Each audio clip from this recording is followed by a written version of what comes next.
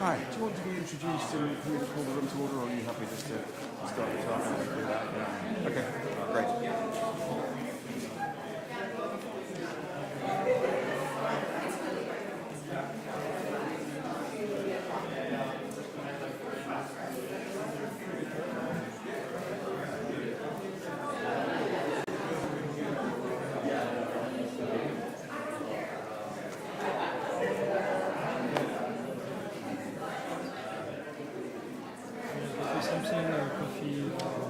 No, I'm good, thank you.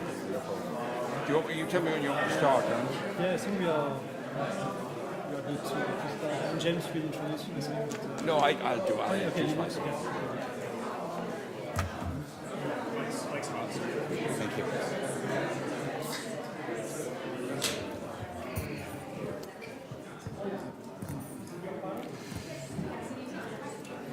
I'm just waiting till 2 seconds after midday so I can say good afternoon instead of good morning. Thank you very much for joining us. I hope you understand this is not the preview of the State of the Union address. So I'm sorry, anyone who thinks they're in the wrong room should leave. My name is David O'Sullivan. I'm the European Union Ambassador, and I'm very delighted to be able to say some words of introduction to this event. I'd like to thank Senator Warner for hosting us today. And I hope that you find this a useful information session on what the European Union is doing, particularly on the issue of illegal content online. 20 years ago, if we were watching the State of the Union, we would be, obliged to sit around our television sets. Tonight, you can watch it on your cell phone, on your iPad. You may not be at home, you might be in the office. One staffer I was talking to said he'd hoped to go bowling, but his girlfriend persuaded him they had to stay home to watch the State of the Union. I don't know if you could watch it in a bowling alley. But for certain, the speech will be accompanied by minute-by-minute reporting of each paragraph, exposed to comparative analysis, statistics, and commentary. And if by chance you missed it, you will not have to wait for the morning papers to read the highlights. You'll have an instant replay. And at the very moment that the President starts its speech, it will be live streamed on social media. Tens of thousands of users will take and share their views. Clips of the speech will be edited. Parts they like or dislike will be posted on platforms like YouTube or Twitter and the subject of commentary. And commentators will scrutinize the reactions on social media. Trends will be analyzed on how the speech is interpreted and perceived. Podcasts will be produced and available instantly around the world. And all of us will receive push notifications through the night and into the next day. This is the new media reality that we face. And I must say, I want to be very clear. I think all of this is hugely positive and represents a massive advance in our capacity to manage and to receive information. The internet has dramatically changed the world in which we live, and for the better. And it has had a very important contribution to the right of free speech and to democratic debate. The internet and social media empowers and enables individuals to access the most up-to-date resources considered almost unreachable decades ago. And in many countries, the rise of social media has been a lifeline for human rights and democracy advocates and activists and helped them organize themselves and publicize their cause. Noam Chomsky, the American linguist and cognitive scientist, said, "The internet could be a very positive step towards education, organization, and participation in a meaningful society." And we in Europe strongly believe this. But to fully embrace that reality, I think we also have to admit that the online world also can be exploited by some to circumvent the law or disrupt the order we depend on or take for granted. Philip Adams, the Australian humanist and social commentator, said of the internet, "It can provide a delivery system for pathological states of mind." Of course, how pathological the state of mind is probably does depend on your perspective, but you know what I mean. And I think we have to address this, for want of a better term, dark side of the online world. For any large or global event, and I could have used the Super Bowl final or the Eurovision Song Contest to illustrate my point, the hashtag State of the Union will be piggybacked to hatred voiced towards certain groups or completely push unrelated and even illegal content. Some will use trending hashtags to drive audience to their online stores to sell counterfeit goods and services. And I'm not talking about political memorability or commemorative T-shirts. Others will create fake websites in the hope of prompting people to click on malicious links, spreading viruses and malware. More importantly, this will happen the day tomorrow, the day after tomorrow, and the day after that. Nefarious uses of the internet occur every day with the potential of affecting all our lives in some fundamental fashion. For the European Union, our overwhelming goal is to ensure that the internet remains a place for free speech and democratic expression, and where our laws are respected. That ambition is challenged every day. Over recent years, we've witnessed again and again how extremists have exploited the internet to pursue and promote their campaign of terrorism.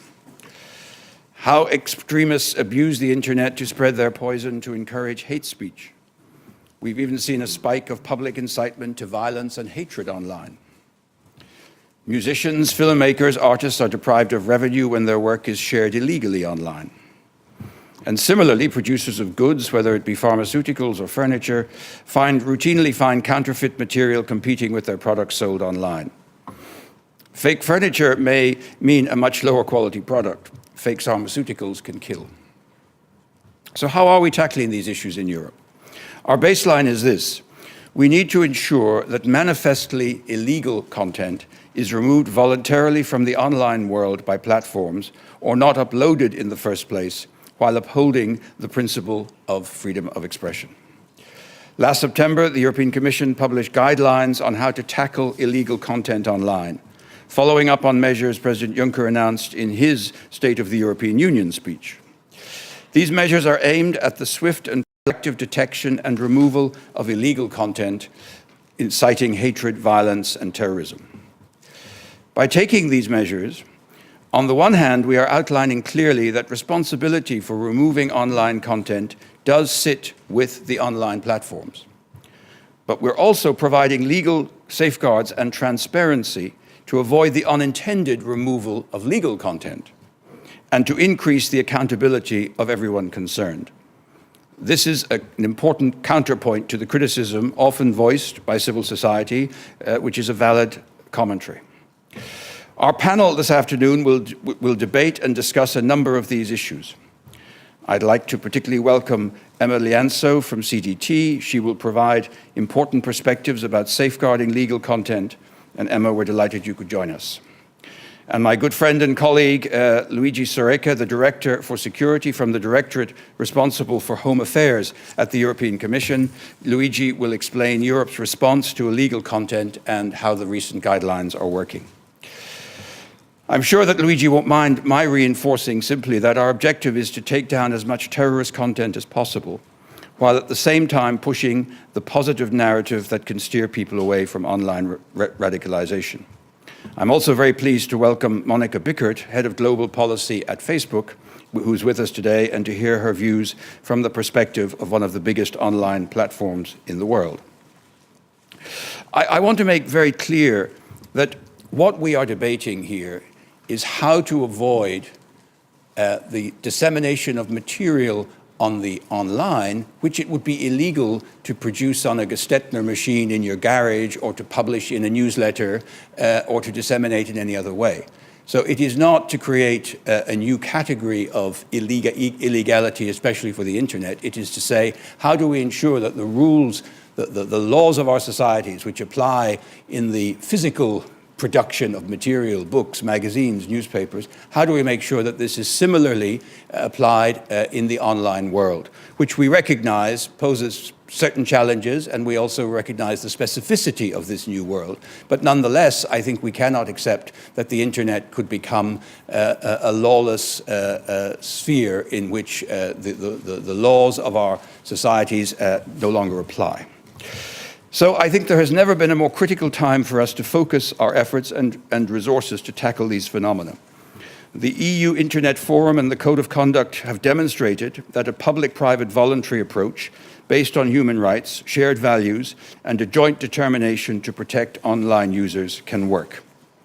We should seek to preserve the freedom of expression, and I know how deeply attached in this country you are to the First Amendment, so beautifully engraved on the walls of the museum. And I know that sometimes we do have some differences of approach. I had the honor to participate at the National Holocaust Memorial Museum 2 days ago at the annual Holocaust Day, and I reminded that we in Europe actually have very stringent laws banning hate speech, Holocaust denial. You don't have these here because you have the First Amendment. These are differences of approaches which we have to recognize. Believe me, we have very good reasons, historical reasons, for feeling we need those laws, notwithstanding our strong commitment to legitimate freedom of expression. So I think in this discussion between the United States and Europe, we have to recognize our different legal and constitutional starting points, but also find a way of working together in what is now a globalized world where it is not easy to make distinctions based on national boundaries. So we have to preserve the freedom of expression, but also keep the online world clean and clear of criminal and terrorist interests. I know the challenge is immense, and we have not found all the perfect solutions. We must continue to exchange ideas and discuss these issues to make the internet work even better. The online illegal world is central to the defense of our democratic systems and open societies. And I hope that we can have a really good discussion today. I thank you all for coming in such numbers, and I look forward to the contributions of the different panelists. There is no perfect answer, but this is a subject to which we have to find an answer. Thank you very much indeed.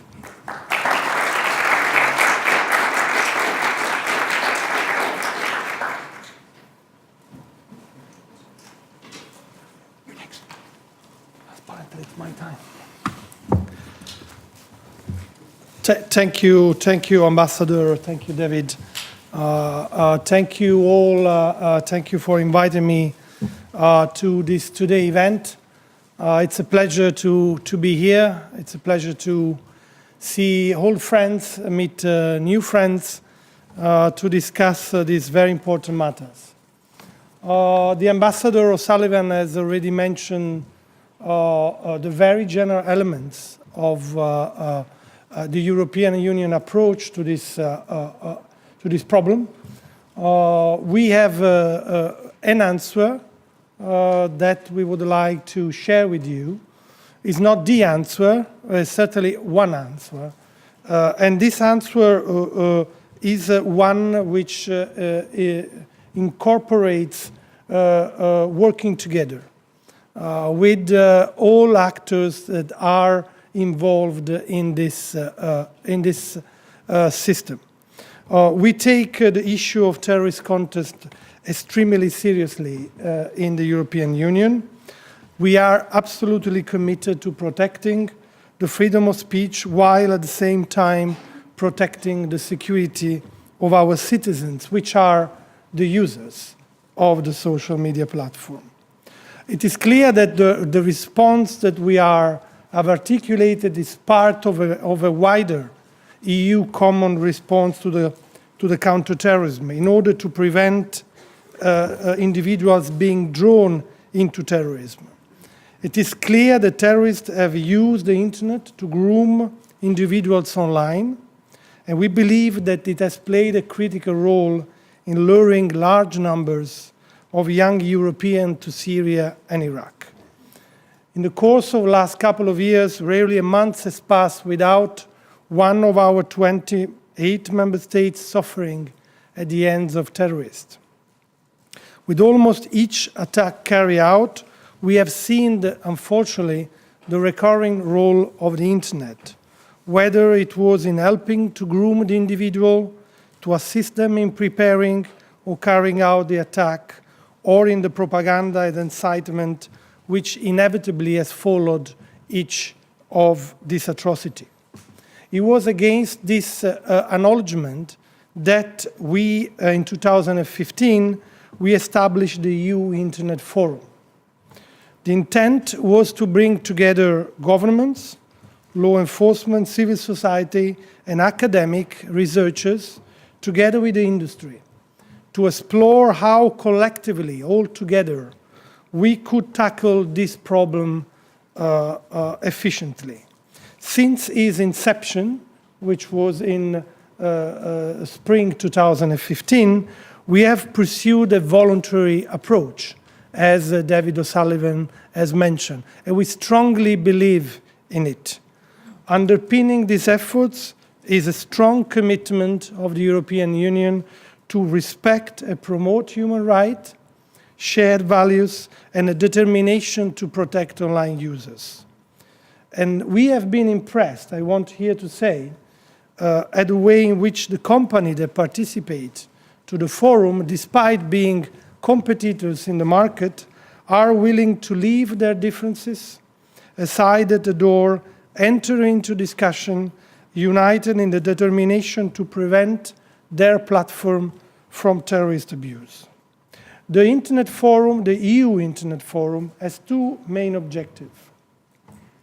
The first one is to reduce accessibility to terrorist content online. The second, which is the other side of the same coin, is to increase the volume of effective counter-narrative online. The two things go together, and they cannot be divided. With a view to address the accessibility to terrorist content online, in 2015 we also set up the EU Internet Referral Unit at Europol to actively monitor the Internet for terrorist content and refer it on the basis of a voluntary approach to the hosting platform, which keeps the full discretion to consider this referral in accordance with the terms of service and, of course, with applicable terrorism legislation at national level. The unit has proved very successful thanks to the excellent cooperation with the company, but it's clear that referral will not be enough to address the problem, given the scale of the content. And therefore, there's been a call, not only from the European Union, but in particular from our member states, to the industry to make use of their unique expertise and technology to ensure more proactive response and ideally prevent terrorist material from being uploaded, or at least identified and removed at the point of it being uploaded. It is clear that this work needs to be accompanied with the necessary safeguards for the users themselves. Many companies are now looking to use or increase their use of automatic detection tools. Facebook, Twitter, Google, YouTube, all members of the EU Internet Forum have made a significant effort in this area. We welcome it. And they have identified, for example, one company, 99% of Daesh ISIL content through the automatic system. Let me be clear, at least as far as the European Union is concerned, we are not pushing for automated removal or deletion. We are talking about detection of content. We acknowledge the importance of a human assessment to ensure that legitimate harmless material, for example, that belonging to journalists or academic, is not removed unnecessarily. And one of the most significant deliverables of this working together in the EU Internet Forum has been the hash-sharing databases that the four companies at the beginning have decided to launch in December 2016. What is an hashes? It's a digital fingerprints of an image, a video, that link the video to the system. And it is true that we have started discussing this inside the EU Forum. The company have listened to our concern, but then they have taken the matter in their hands. And I'm very pleased that Monica is here today because her team was at the very spearhead of these efforts. And they promise to look into the matter, and they have created a very important tool. Let me be clear, this is a tool by the company, for the company, but it meets also a general objective of protection of the collective security. It has a real potential to address what we commonly refer to as the guacamole effect. Is this enough? According to our researcher, that are part of the EU Internet Forum, terrorist groups are making a concerted effort to reinstate their presence on the largest media platform now that the caliphate has failed on the ground. Some of them, they call it the virtual caliphate. I don't know if this is the right definition. It is probably negative as far as the social media company are concerned, but it's very important that we continue to increase the effort in order, for example, to reach out to smaller companies. We have worked very much with what are normally called the giants, but what are really target of exploitation are more the smaller company, where you have one operator dealing with 50 million of users. He cannot have an understanding of how his platform is exploited. He needs assistance, he needs support by us, but also by the company themselves. And here we welcome very much that the Global Internet Forum on Counterterrorism has decided to focus exactly on supporting and outreaching the effort of the smaller company. The second objective of the forum, as I said, and we should not overlook the importance of counter-speech, is exactly alternative narrative. We always focus too much on terrorist content, and we forget the importance of the long-term effort that establishing a strong empowerment in civil society for strong counter-speech is about. We have not forgotten, and the Union has set up this year a 10 million civil society empowerment program to increase the volume of this narrative. We have worked with our Radicalization Awareness Network. We have worked with the company, in particular Facebook, Google, and Twitter, that we welcome, we thank. We have trained 250 relevant civil society partners across the Union, and now we are supporting them financially in order to decide themselves which message is the most appropriate to put back on the social media platform. Let me now turn briefly to illegal hate speech. The ambassador has already mentioned so, but it's very important that we also address this issue. Freedom of expression is a fundamental right, globally, but also in the European Union. But as Ambassador O'Sullivan said, hate speech, which is the public incitement to violence or hatred, is criminalized in Europe. It's also an historical reason. Hate speech continues to pose a major societal threats in Europe, and research shows how much such a speech spikes in the aftermath of terrorist attack. We have to deal with it. Against this backdrop, in 2016, the European Commission has presented, together with 4 companies, again Facebook, Google, YouTube, Twitter, and Microsoft, a code of conduct on countering illegal hate speech online. When conceiving the code of conduct, efforts were made to ensure effective action against illegal hate speech, while also ensuring that it could not lead to removal of legal speech protected by the right of freedom of expression. The 4 companies agreed to assess, when necessary, against the national legislation on hate speech, the majority of user notification within 24 hours, and committed to remove, if necessary, but according to their own terms of service, those messages when considered illegal. The third monitoring had just been published on the 19th of January, and it showed very encouraging results. On average, companies have responded by removing more than 70% of the deemed manifestly illegal content. It was 28% only 1 year ago. The amount of notification reviewed within 24 hours has also significantly improved, meeting the target of reviewing the majority of notification within the day.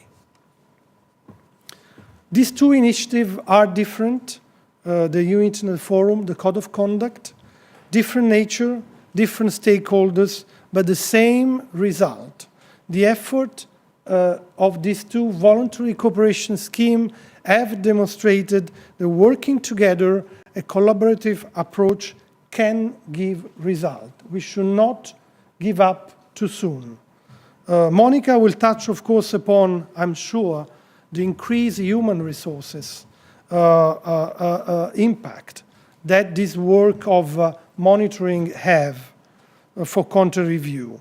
But we have also seen very important tightening companies' terms of service and reporting system. New civil society partners as trusted flaggers to engage in a mutual learning dialogue to identify illegal content. We cannot stop here. Our next challenge is to demonstrate that this form of cooperation is sustainable, model for a long term.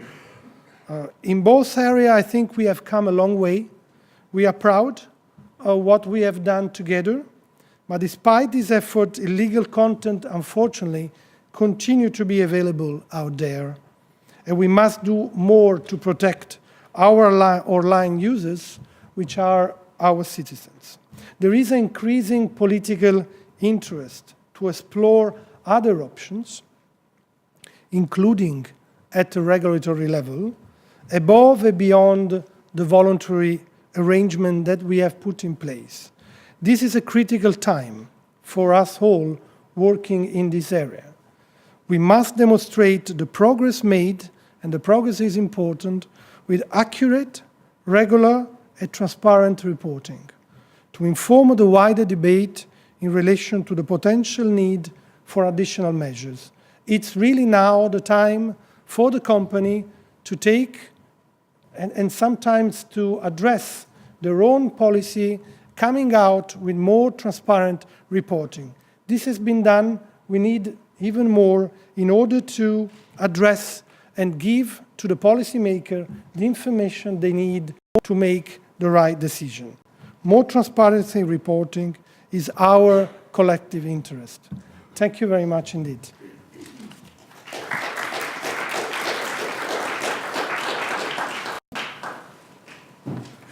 Luigi, thanks so much. Monica, Emma, can I invite you to take your seats and we'll begin with the panel.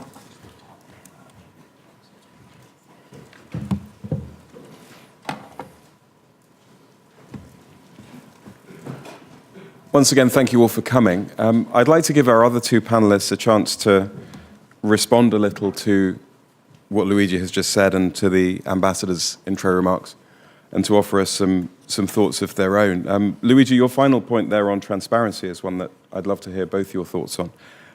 But also, Monica, perhaps you can touch a bit on what exactly Facebook has been doing and how your systems have been evolving. Emma, we'd love to hear your thoughts from the freedom of expression angle, but there are loads of other subjects and angles that we can get into. So whichever of you would like to kick off, please do. Great. Thank you so much for the opportunity to be here and speak with you all today. And I hope we can end up in a good conversation with the audience as well, because I know there's a number of experts on this topic out there in the seats as well. I'm from the Center for Democracy and Technology, which is a nonprofit advocacy organization based here in Washington, D.C., and also with an office in Brussels.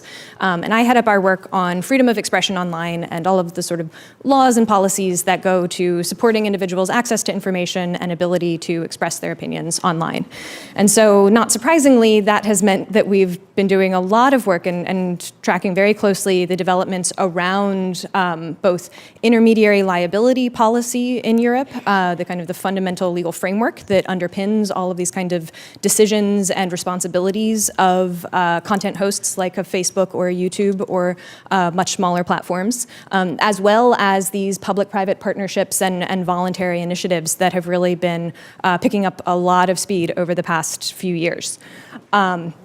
I think one kind of important, a little bit of a distinction, because I know a lot of folks are maybe familiar with the US system or the EU but not both. In the U.S., we have, as the ambassador mentioned, very strong legal protections, constitutional protections for speech.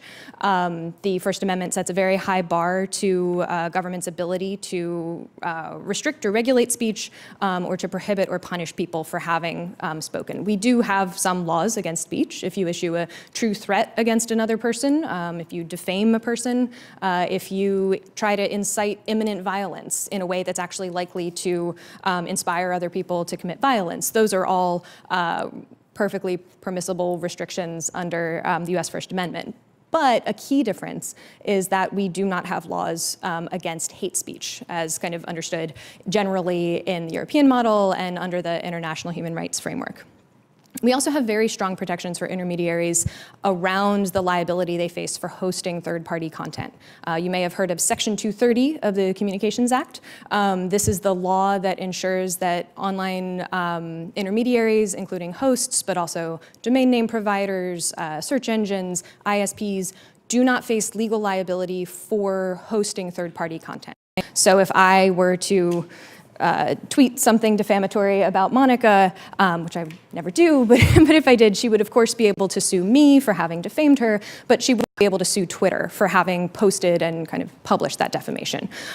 Section 230 also protects hosts for their decisions to take down content, to remove violent or obscene or otherwise objectionable content. And this is really kind of a key legal protection that has helped shape companies creating terms of service. Because a key thing to remember about the terms of service that companies create is that they can, and in pretty much every example I'm aware of, do go much further than the First Amendment does or the law in other countries would do in terms of restricting speech. Private companies can and do restrict more speech than governments may under the law. But that means it gets really complicated when we look at these systems that are coming up in Europe around kind of using companies' terms of service and also the law of different countries in pursuit of removing quote-unquote illegal content. In the European context, and we have other experts on the panel here, so I won't go too far, and please correct me if I'm wrong about any of it. But there are laws in countries across Europe around hate speech, glorification of terrorism, insults, and a number of other kinds of speech that would actually be protected under the Constitution in the US. The liability protection for hosts of that content is also a little bit different, whereas Section 230 operates as kind of a blanket protection for hosts. There's nothing that they have to do to obtain that protection other than host someone's content. It operates more of a notice and action framework in Europe. So if a host is notified of allegedly illegal content on their platform, there is some kind of obligation to take action against that content. Those two kind of small differences actually turn out to be really different kinds of regulatory environments. And I'd love to hear Monica's thoughts on kind of operating in the US versus Europe. But I think, in looking at the Commission's sort of communication on illegal content and all of the work that's been happening over the past couple of years, it seems clear to me that in both on the company side, but also on the government side, we're struggling with issues of scale. We're facing kind of a substantially different public policy issue right now as people, as companies, as governments, what to do with the sheer scale and visibility and persistence of speech that may in fact be illegal, available on social media platforms and other online content hosts. And the traditional ways that we've dealt with illegal content, having a prosecutor kind of bring a case against the speaker or against the book or against whatever it is that is violating the law and going through a full due process procedure in a court where a court makes a determination that yes, the speech does violate the law. That's not a system that scales very well because it is very time consuming and very expensive. Now from the free expression side of things, the lack of scalability is maybe a feature, not a bug, right? The idea that we have due process protections that are make it fairly onerous for the government to censor speech is sort of the whole point. Part of how we protect free speech is by making it difficult for governments to punish or prohibit speech. But when we're looking at, a online content environment where you have, I don't know how many billions of posts go up on Facebook every day and 400 hours of video uploaded to YouTube every minute, things start to break down really quickly. But what concerns me about some of these, all of the different kind of voluntary approaches that Luigi was describing for us, is that this notion of illegal content is being thrown around what seems kind of casually, where there's a lot of discussion about speech being illegal when there's really been no determination by a judge that the speech actually violates the law. Typically, when we talk about speech being illegal, we mean that the neutral, independent arbiter charged in our democracies with applying the law has come to that conclusion. I might allege something's illegal. An NGO who's reporting under one of these trusted flagger programs might allege something's illegal, but until there's actually been a court determination, we're still kind of in this situation where it's everybody's best guess, and I think, best efforts of companies to try to apply the law, but it's really, this is not the capacity that we expect private companies to operate in or NGOs to operate in. And when we have these voluntary and kind of informal processes in place, we end up with a lack of ability for the people whose speech is being censored to hold anyone to account for it. Because undoubtedly, when you're dealing with content moderation at this scale, there will be mistakes. Everybody operating on absolutely the best of intentions, whether it's the NGOs or the internet referral units and the law enforcement officers flagging speech, really believing that it's illegal, and the company who's evaluating these notices, really thinking that they've applied the law correctly, will still, in some cases, make a mistake. If you think of a company's moderation practice having a 99% accuracy rate, which I think would be amazing, and it's probably lower than that. If you get 1 million reports of content a day, which, given the scale of Facebook, I could imagine it's something in that ballpark, a 99% accuracy rate means you still have 10,000 errors a day. If there's not a system, part of the system in place to account for those errors and to have the speaker who has been deemed by, at this point, several different private parties to have somehow violated the law, to have recourse for that, to be able to say to Facebook, reinstate my post on the platform, but arguably more importantly, to say to the government, I am not violating the law when I express this opinion, then we're really losing something in our rule of law system. We need to be able to hold government in particular to account for saying that speech violates the law. If we don't do that, we're starting, we talk about the slippery slope all the time in the US, but that is the slipperiest slope of all. You need to be able to hold government to account for saying that certain comments, certain expression is so far over the line that you could actually be fined for saying it or put in prison for saying it. The remedy in these voluntary programs is merely content takedown, is merely removal of the content from the platform, but that I don't think that changes kind of the import of the need for accountability for the designation of speech being illegal. I know we've got a lot to talk about, so I'll also just sort of flag that I'd love to go in to more discussion about this sort of reliance on automation and how it could also have some really unintended consequences for exactly the kind of counter-speech and counter-narrative discussion that Luigi was teeing up for us a little bit. When you look to automated systems to try to identify speech that may be illegal, there's a strong chance for kind of bias or unintended bias to be worked into these systems and disproportionately identify speech from particular communities or about particular topics or particular subjects in a way that could actually really interfere with counter-narrative purposes. If you're exposing a whole group of speakers, for example, Muslims, to more scrutiny of their speech to make sure that it's not terrorist propaganda, that already, the risk of that sort of approach to pursuing illegal content while also trying to promote counter-speech, I think is very clear. So I just would love to kind of dig into that a little bit more. Thanks, Emma. That's fantastic. There's so much there. And your last point on artificial intelligence, I really hope we can get into. Monica, over to you. Thanks, and thanks so much for the invitation to be here today. I'm Monica Bickert. I lead the policies for Facebook, and that means content policies, what people can post, what people can advertise, and so forth. I'm also our head of counterterrorism.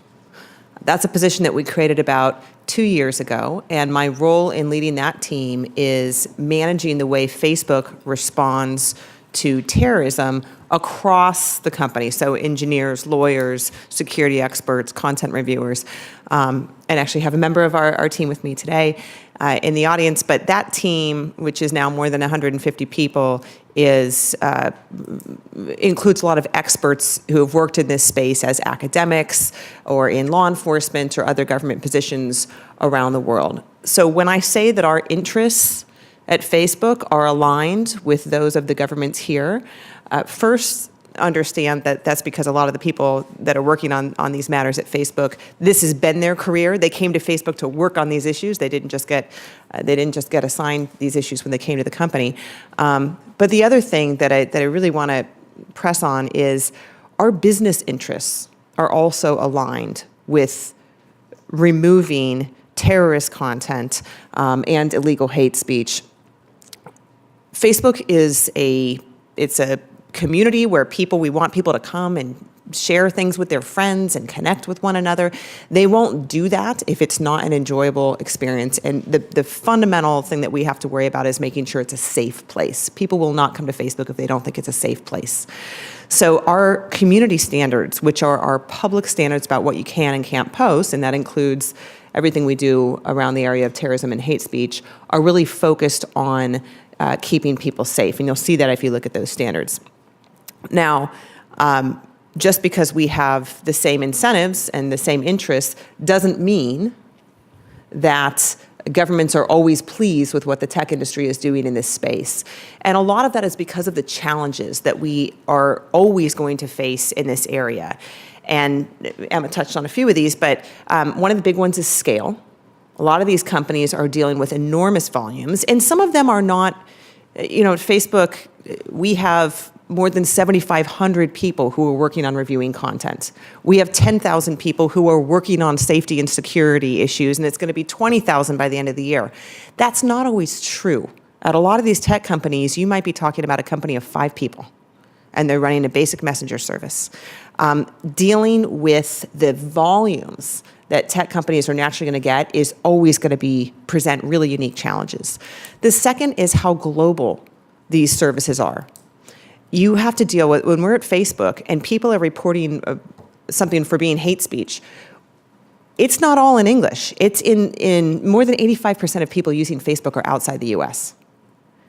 And so when we get reports, we have to first identify which Indian language it is. And that's not always that easy. Then we have to send it to somebody who speaks that language who can review it. So again, this problem, which is, it's a challenge for Facebook, when you think about smaller companies, you can imagine how difficult or impossible that might be if they try to do that on their own. The third is context, and Emma and Luigi both touched on this. It's not as easy as saying, if remove hate speech from Facebook or terrorist propaganda, flip the switch, turn it on, and filter this stuff out. This content is often really requires even if you can use technology to flag it, and Luigi, I thought you explained this very helpfully, even if you can use technology to flag what is likely terror propaganda, you usually have to have a person look at it and see, is this photo of an ISIS fighter, is this a BBC article that's raising awareness, or is this actual terror propaganda? With hate speech, I cannot even tell you the number of times that we make mistakes on hate speech content only to look at it and say, wow, well, I understand why the reviewer made this mistake. This person used an ethnic slur and it sounded like an attack, but the person was saying, this morning I overheard somebody say this. Isn't that horrible? And it's like these sorts of things really require somebody to look at this content. So again, that's a challenge at Facebook, multiplied when you think about smaller companies. Unfortunately, you can't just wish these challenges away, and nor can you legislate them away. But the good news is, because those incentives are aligned, and I say we have these incentives at Facebook, I'm happy to say these incentives are very much present in the smaller companies as well. When we first started tackling terrorist content as an industry. That was something we started doing a few years ago.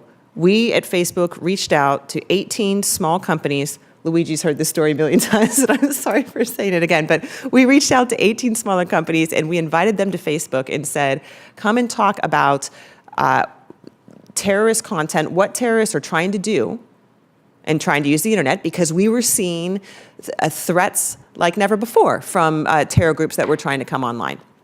So let's get in a room and let's talk about this. It's confidential. There's not going to be publicity about the fact that you're concerned about terror content on your platform, but come to Facebook and let's talk about it. All 18 companies showed up.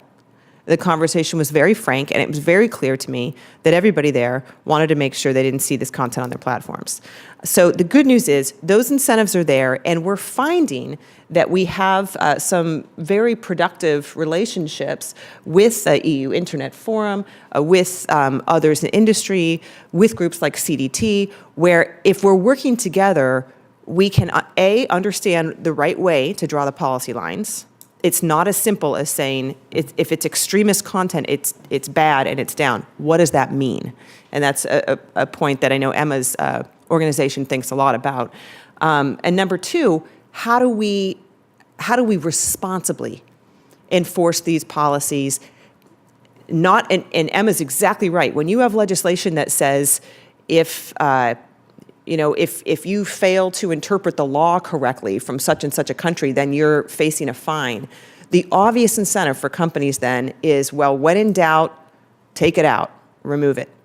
And the speaker of that content doesn't necessarily have anything that he or she can do. So that's ground that is really tricky for us, and we can best navigate that by talking to other stakeholders and really trying to understand how to responsibly enforce.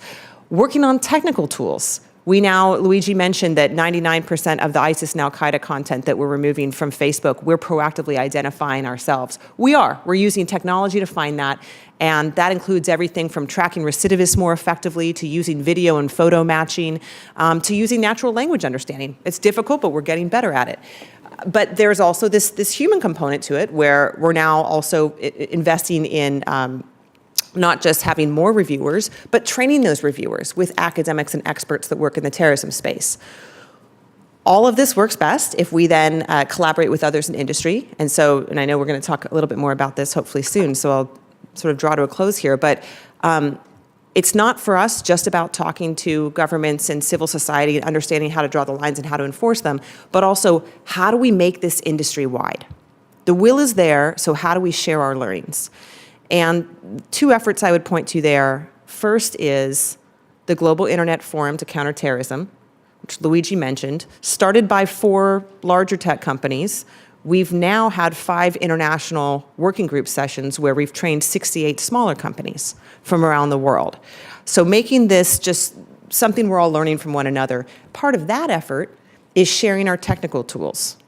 And that's what the Hash Sharing Consortium is all about.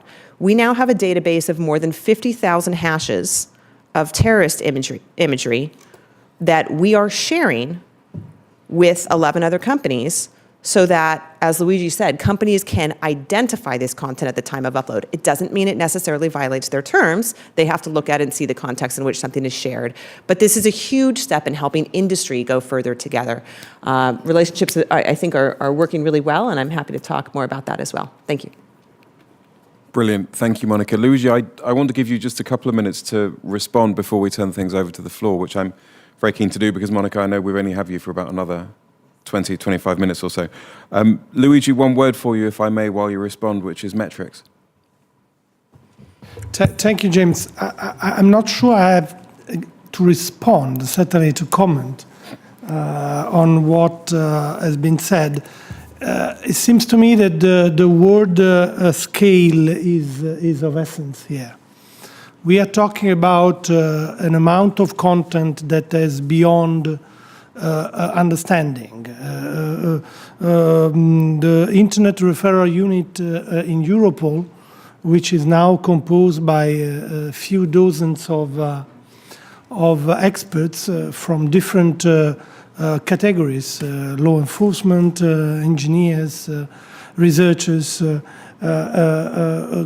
goes through every day this social media platform and identify an amount of content which is clearly worrying. And I'm sure that Monica and her team can do the same. What to do with the scale of content? That's the real questions. And it is clear that it has a resource implication. We are fully aware that not everybody can put 20,000 staff doing so. And that's, I think, where the value of the industry-to-industry cooperation steps in. We are not, as public authorities, wanting to monopolize this discussion. It's important that the industry understands the concern of the public authorities that from different sources know the situation on the ground, but they have a responsibility, which is a corporate responsibility, a moral responsibility, to work with the other company between them to help in particular those companies that do not have the resources to look at the scale of a content. There is, and I will not mention the name of the company, one of our colleagues who participate very many times to the E-Internet Forum is a brilliant guy, 25 years old. He set up 5 years ago his small company. He is the founder, he is the CEO, he is the COO, he is the technical engineers, he is everything, and he does this part-time. And he's a great guy. He has 15 million users. When we approached him for the first time, he was very nice, but he didn't know that his platform was substantially exploited by Daesh. So he realized what I need to do. Well, first of all, we can help you by referring you the content that has been identified, but please go and talk to the giants. Make sure that you understand which tools you have at disposal, and then decide yourself on the basis of what you have learned what to do. After 3 years, the relationship that we have established is incredible. This guy is part of the consortium. This guy is part of the Global Forum. This guy is part of the EU-Internet Forum, and he has a working arrangement with a couple of Internet referral units. He is doing so by fully respecting the terms of service of its own platform with a full respect of the users. That's what we have in mind when we talk about cooperation. Right, let's take some questions from the floor. We'll take 3 at a time, if that's okay. There's a mic wandering around. Lady at the aisle here. Thank you. My name is Courtney Radge. I'm with the Committee to Protect Journalists, and I have a couple of specific questions. One, Monica, are you providing any sort of list of the content that is identified by the hashes and of the content that is being taken down under, as having been identified as illegal? You mentioned 70%. So that it can be independently audited by outside and independent experts and or judicial officials.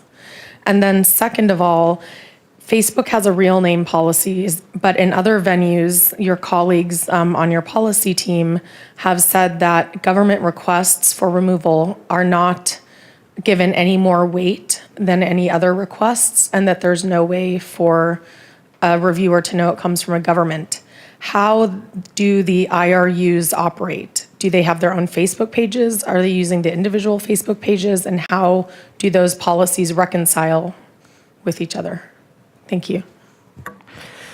Okay, on the transparency questions, what we've said now with the hash sharing consortium, everything that we say around that is something that all companies have vetted and agreed to. So we've stayed pretty high level there and said that the companies have marked content that they under their own terms, have identified as terror propaganda.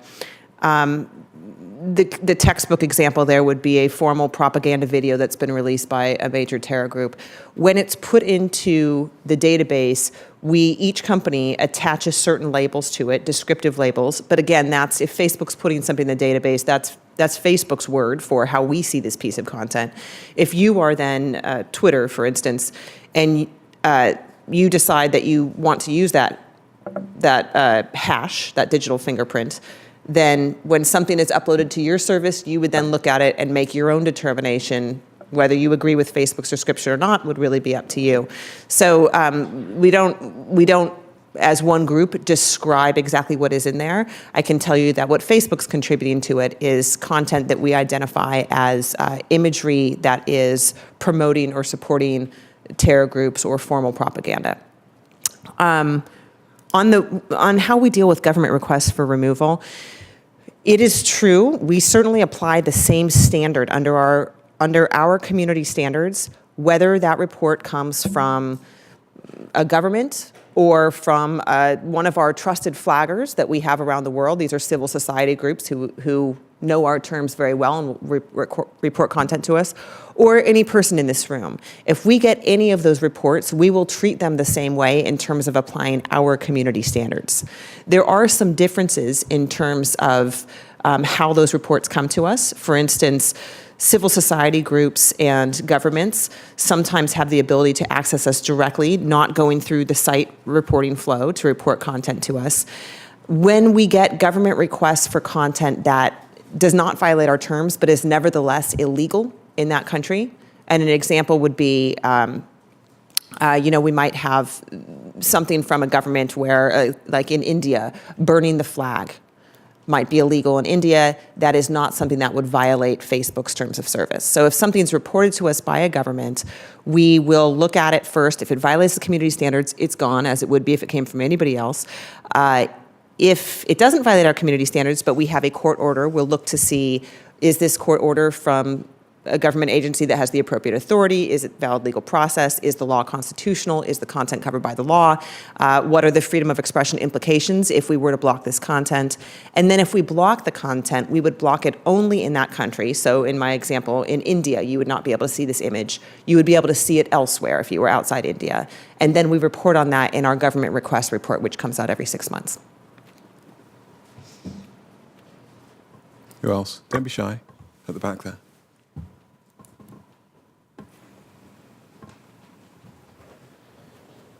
Thank you very much. I'm Jorge Carrera, Legal Counsel at the Embassy of Spain, and I take care of law enforcement issues here in the US. So I have to say, first of all, thank you very much to the Global Policy Office of Facebook. I have to say that Facebook is, I would say, one of the most law enforcement friendly providers right now in the US. They have tools, they have an online platform, and they are responsive, and this is very important. Thanks for this effort in order to try to help other companies, maybe small or mid companies, in order to be able to take down or to remove illegal content. But as I think you all know, there are others that really know that they are storing illegal content and they are providing services to store and to spread illegal content and do not have the will of cooperating with authorities. I can provide you an example. And it's not just all about terrorism. There are other cases. For example, last year, I was not able, and I think colleagues of the Department of Justice are still, some of them, very frustrated about that, to remove some content in the internet. It was a forum that was specialized in how to mistreat women and get the best out of it. But as there was not a kind of invitation to specific violence to some individuals, it was a general approach on how to mistreat women in general, we were not able to take this content down. In other cases, it has been about terrorism content. But some small companies or medium companies, they just respond, well, we would just respond you if you provide legal process in the US. And they very well know that it's almost impossible to take down some content in the US through legal process due to First Amendment and to the jurisprudence concerning First Amendment. So my conclusion is that, yes, we have internet providers that are very friendly, very law enforcement friendly, like you, and much others. We have the small and medium providers that maybe do not have the resources, and this effort in order to help them is very important.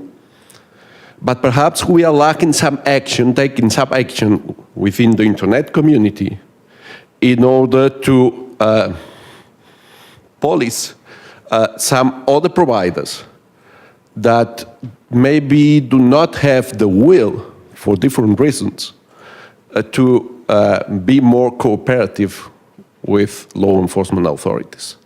Thank you.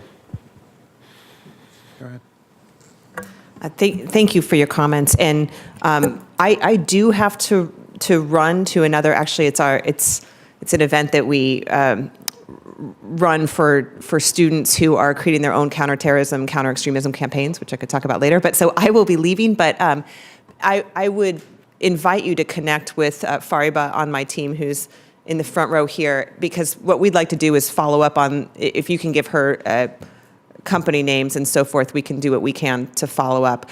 I will say, as just sort of an illustration of how difficult sometimes this does appear for some of the smaller companies, when we first started working in that informal group, we talked about policies and we talked about enforcement and finding bad content, and then we talked about dealing with law enforcement. Now, I'm a former federal prosecutor and did that for more than a decade. And at Facebook, there are others like me and Google and so forth. But these smaller companies, they often don't have any lawyers, and they've never dealt with governments at all. So this one man says, and he's calling in from a foreign country, and he says, we have a problem. We just got contacted by our local police department, and they asked us to respond to them. So we haven't, and we're not going to, and we're hoping they'll go away. But we didn't know. We think maybe they want to arrest us. We're not sure what's going. And we said, they probably have a case, and they probably want to give you legal process.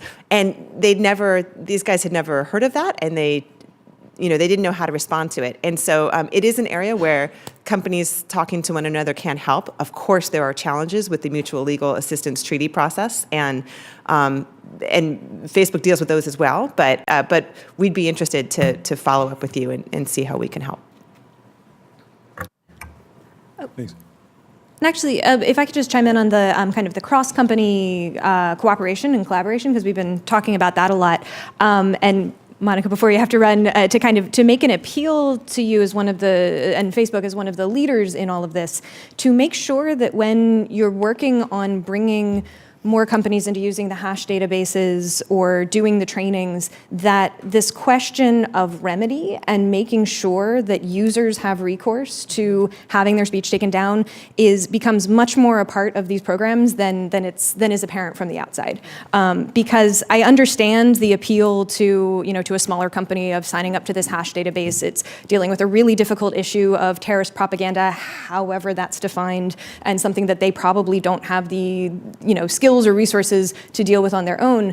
But from the outside, as kind of to Courtney's question, we have no idea what's in this hash database. We have no idea what the makeup of it is. Is it, I've got all kinds of questions, like, does it only focus on Islamic extremist content, or how much white supremacist content has been notified into this database? But the more that it becomes kind of an industry standard or an industry go-to for how to deal with a subset of problematic or illegal content, the more kind of widespread a potential risk it is for people who end up on the wrong side of that system. And so if there are even unintended biases in the makeup of the database. If there's a persistent issue or just an error, somebody's advocacy video gets hashed in this database and suddenly there's no major platform that they could possibly post it on. Their ability even to seek the remedy of letting people know that something happened depends on them finding someone who's not in the database or not in the consortium to host that. So there's, I think, I understand where the interest in having this consortium comes from, but I think there are still some really kind of fundamental procedural and particularly from the user perspective, shortcomings and that tie back to transparency, but also like what are the structures in place for correcting issues or even just understanding how something like that database or something like the GIF-CT is really affecting and shaping our public discussions around extremism too. I think those are really fair points. And for those of you who don't know in the room, even on Facebook, which is one of the larger and more developed reporting systems, anybody can report any piece of content to Facebook. You can report a photo, a comment, a page, a profile, whatever, and we'll remove it. But if we make a mistake, and as Emma pointed out, at the scale where we're operating, even with 99% accuracy, you are going to have thousands of mistakes every day. If we make a mistake, the appeal system is very complicated and not functioning as well as it needs to. So you can appeal if we mistakenly remove your page or your profile, or in some cases your post, you can appeal, but not in all cases. And sometimes the review at the appeal level will make the same mistake. And so that's something that we're struggling with, and I know other companies are as well. And the transparency around how we define terrorism is something else that we are struggling to communicate as an industry. At Facebook, our definition is any group that has proclaimed a violent mission or engaged in documented acts of violence, we deem a violent organization, and they're not allowed to have a presence on our platform. So even if it's, if it's a violent group, if it's Boko Haram and they create a Facebook page and it's just to talk about really nice things like they're covering this meeting today and saying how great it is, we still wouldn't allow them because of who they are. That is a speaker-based restriction. And then we also don't allow any content that promotes or supports them or their actions. That's not necessarily the same policy that other companies have. And one of the challenges we have is how do we communicate this in a way that it's easy for people to find and understand? And how do we communicate what's in that hash sharing database and the fact that each company will continue to apply its own standards. It's not one set of standards. So, but the very, very fair points. I would like to step in, James, on this point of safeguards. First of all, to remind that the communication of the European Commission of last September that was mentioned by the ambassador identifies among the most important guidelines given to the company in interpreting the legal framework of the European Union includes also the point on safeguards for users in case of mistakes due to wrongly taken down content. And we invite and urge the company to make sure that this is followed up. But the point on safeguard is also linked to the point on definition of illegal content.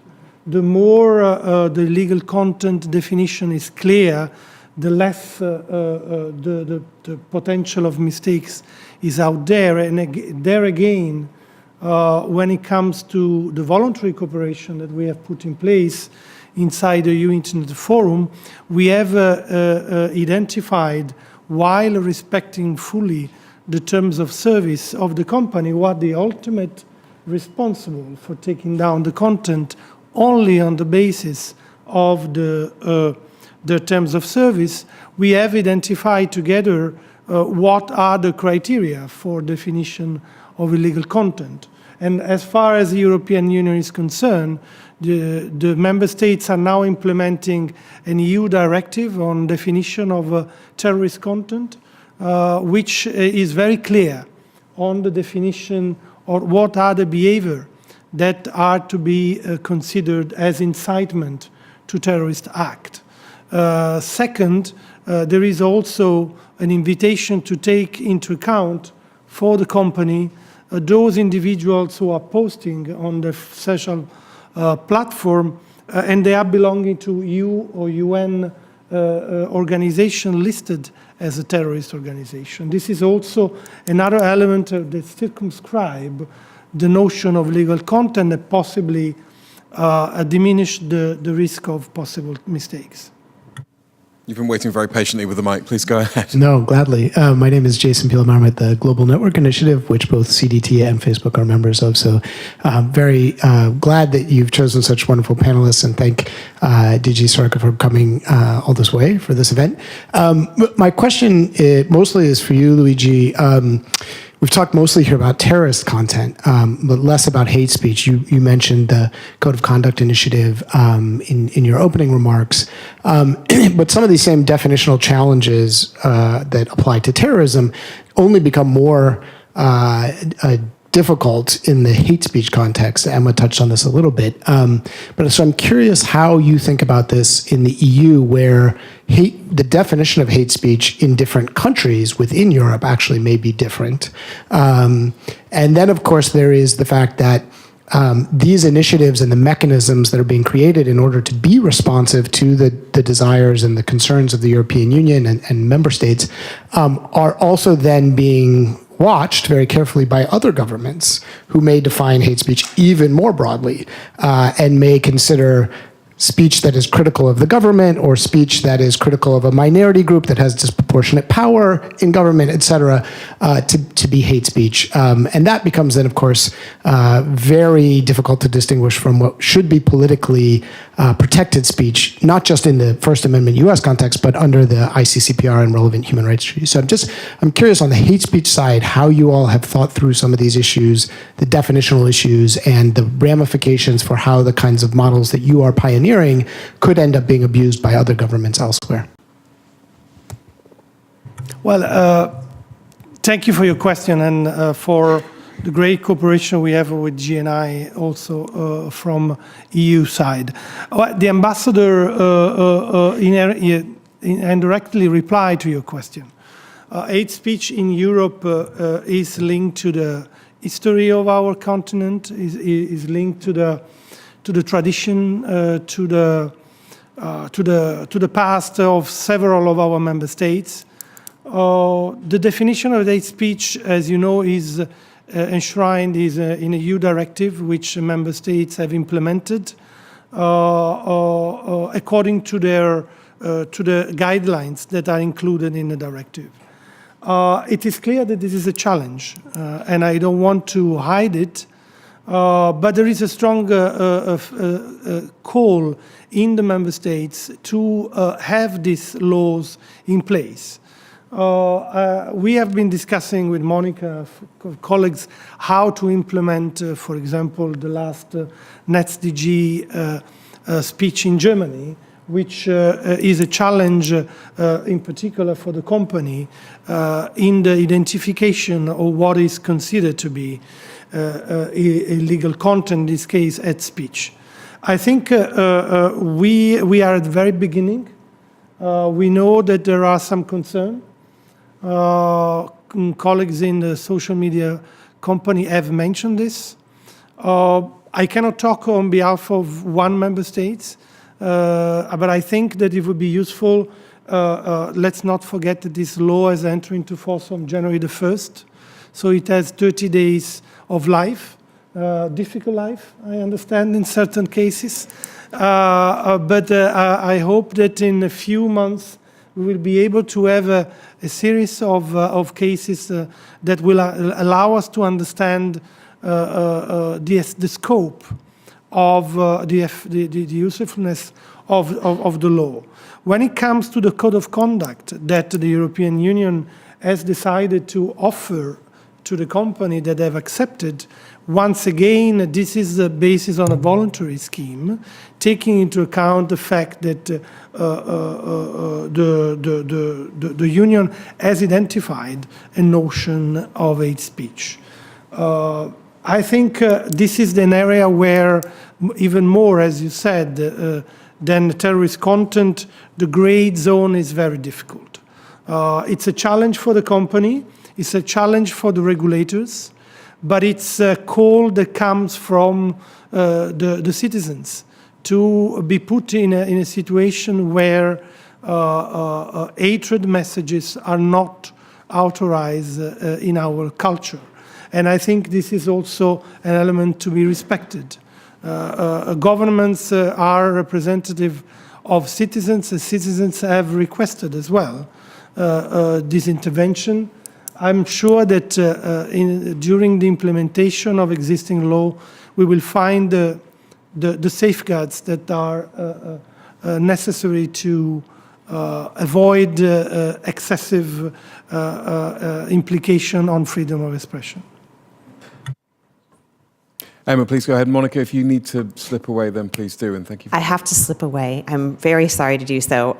If you want to know where I'm going, this is my shameless plug, look at counterspeech.fb.com, like FB, like Facebook, and go check out the P2P Global Digital Challenge. This is a program that we've been sponsoring now for years at hundreds of universities worldwide, where students build a platform or a campaign against violent extremism. They run it for 10 weeks. They submit the results and their metrics. It's a competition, and the finals are today. And I have students coming from Bangladesh, Germany, Brazil, and I forget the fourth country, Lebanon. Yes, so I'm off to that event. But it's been great having this dialogue with you. We do want to be very transparent about what we're doing, and we'd love to hear your thoughts. And so Fariba is here in the front row and will be available. So thank you.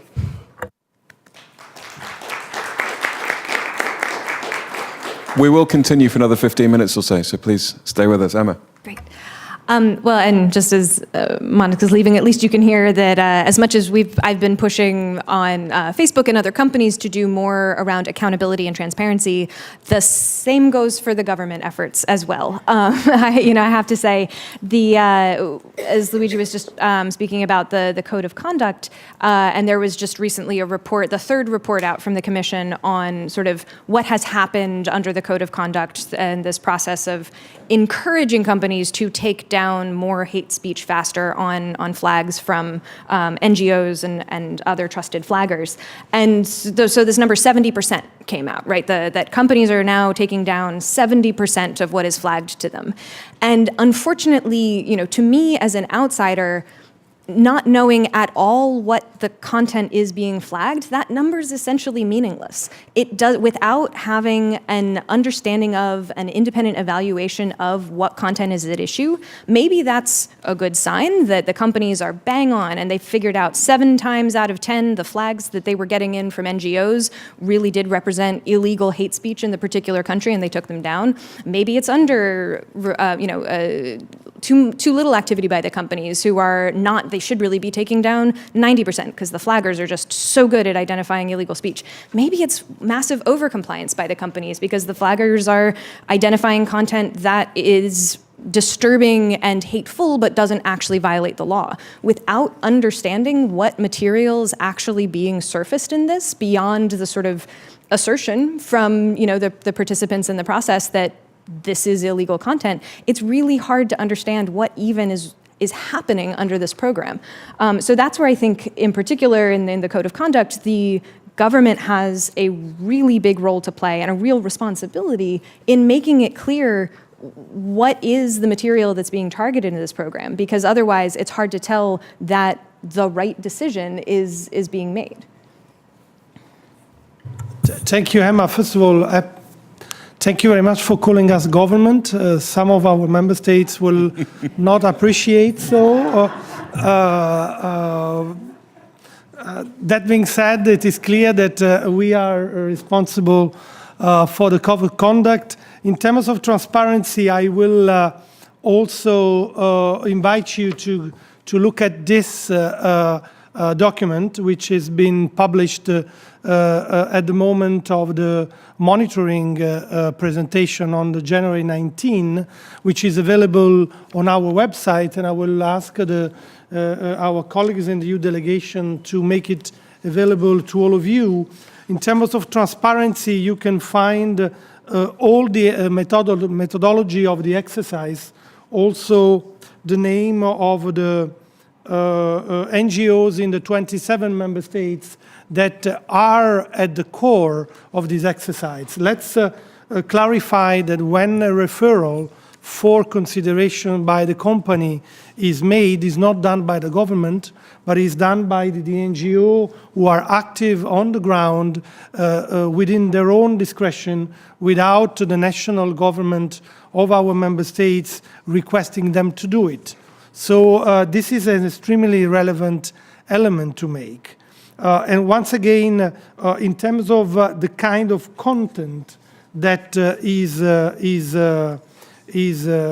referred, we are talking mainly about ethnic origin, 17.1%, anti-Muslim hatred, 16%, and xenophobia, 16%. These are the most commonly reported grounds of hate speech. So all in all, we are talking about racist hatred against ethnic minority, migrants, and refugees. You know, this is a very relevant issue in our union. So I will invite you to have a look at this, which is a quite transparent way to present the content of the exercise.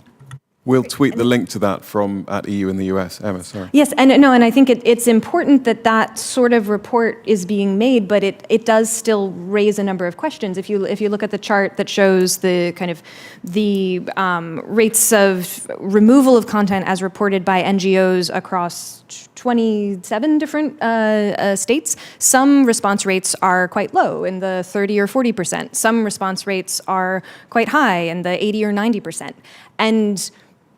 And then it's hard to kind of build from there, because that could mean that some of the companies are just not responsive to hate speech notifications coming from Hungary. It could mean that the NGOs in Hungary are over broadly flagging material that doesn't, from the company's perspective, violate the terms. But without, as I said before, an independent assessment, it's not at all clear that the NGOs who are doing the flagging are keeping a database of what is the material that they've actually identified, that an independent arbiter could actually look over and say, yes, in general, they're doing a good job of identifying illegal hate speech, or, oh, there's some systematic shortcomings or areas that they're not even covering in what they're flagging. It's really hard to put the numbers and the statistics in that report into practice, into really understanding what this code means as it's being implemented. With apologies, but given my nationality, I feel compelled to say that we are still 28 member states, at least for another 14 months. We've probably got time for one more question. Luigi, are you responding to that? Yeah, I don't want to leave this unanswered. I understand that from a US perspective, it's not straightforward to realize the importance of this exercise from the EU perspective. It is important to note that those NGOs that have been selected, it's part of a long list of NGOs that have requested to be part of the exercise. There is a strong call coming from the community that we have replied for raising the bar of limiting the hatred speech on ethnic, and I repeat, on ethnic origin, anti-Muslim hatred, xenophobia. And I want to recall that at the end of the road, it's always up to the company to take the final decision whether the referral made by the NGO is considered in a breach of the terms of service. So it's still up to the company to make the final assessment. Final question, lady over there. Do you still have a question? Hi, I'm Jasmine with Senator Durbin's office, and I'm wondering if we could take a step back and talk about child sex trafficking a little bit in terms of illegal content. And I'm wondering if you have any lessons from the EU or your experience with online trafficking that you can impart to us as we deal with trying to figure out how we can assess Section 230 in the trafficking. I'm specifically thinking about Backpage.com and I think as the obvious website here, or offender, if you will, and how that kind of is used to absolve some third-party website from the responsibility that goes along with things that are posted. And I know that that's a very contentious debate that we're having in our national discourse right now. And I'm wondering if you have any lessons that the EU has, how you all are dealing with online child sex trafficking in your delegation. Thank you. I'm afraid I'm not familiar with Section 230, but I think I can give you certainly the EU experience of the matter. This has been the start of the whole process of cooperation between the public authorities and the private sectors in the area of illegal content. This was started at the beginning of 2001, when for the first time some of our national authorities have started setting up a memorandum of understanding with private sector at the time concerning child sexual abuse online. This has become, let's say, the forerunner example that then has been used also in the area of terrorist content and recently on hate speech. We have a very strong legislation in place, both at EU level, at member states. We have tools in place, which is a strong law enforcement unit dealing with the phenomenon. We have a very established cooperation with the international organization like Interpol, which has a very important databases in place, and we cooperate with the US relevant center, the NICMEC, that I'm sure you are fully aware. I think the child sexual abuse, which is clearly a worrying phenomenon, is also an example of how the cooperation between the two sides is working. It is certainly, allow me to say, less controversial, unfortunately, the terrorist content and hate speech. And therefore, we can consider that the way we are addressing the problem in the Union is quite relevant. I would be very happy to give you additional information bilaterally on the association to contact and from the civil society, the relevant institution that within European Commission or at the EU member states level are dealing with the matter. Thank you very much. I'm going to give you both 1 minute to sum up or offer any final thoughts if you'd like to, and then we're at our 1:30 deadline. Well, thank you so much for an interesting discussion. I wish we had twice as much time to dig into all these different issues. And I would just say to our colleagues from the EU who are, doing us such a great compliment coming and having this discussion with us here, to remember how much the rest of the world is looking to the EU to show leadership on these issues right now, and how, doubling down on the ask I made of Monica earlier to incorporate the protections and the safeguards from the very beginning in what the companies are doing.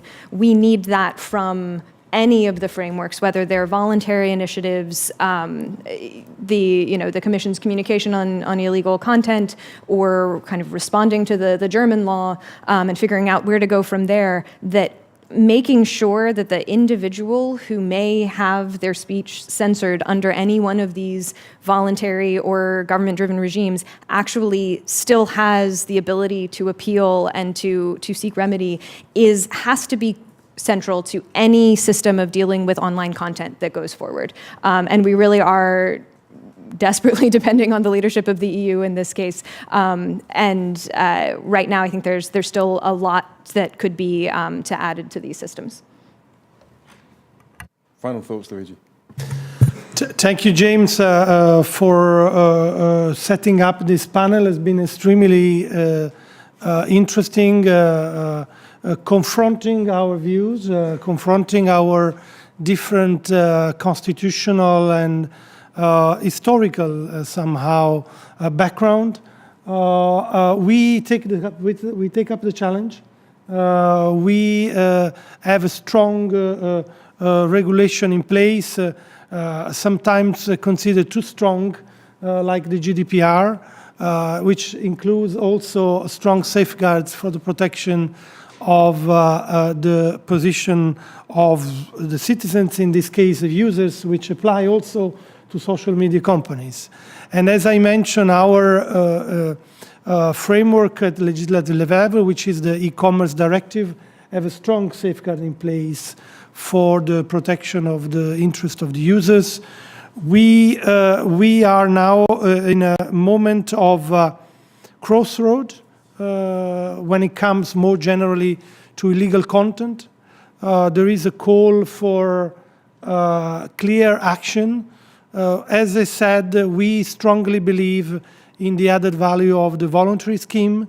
There is a lot of road to be done together with the civil society, with the private sector, with industry, before taking a final decision on whether regulatory action needs to be taken. As I said, the use of internet or the misuse of internet by those who want to do us harm continues. Has been restated. We have to continue to be vigilant and to take this time to make sure that the model that we have set up could be sustainable in the long term and becoming a model, an example for the rest of the world. Thank you. Ladies and gentlemen, please thank our panelists and have a great afternoon.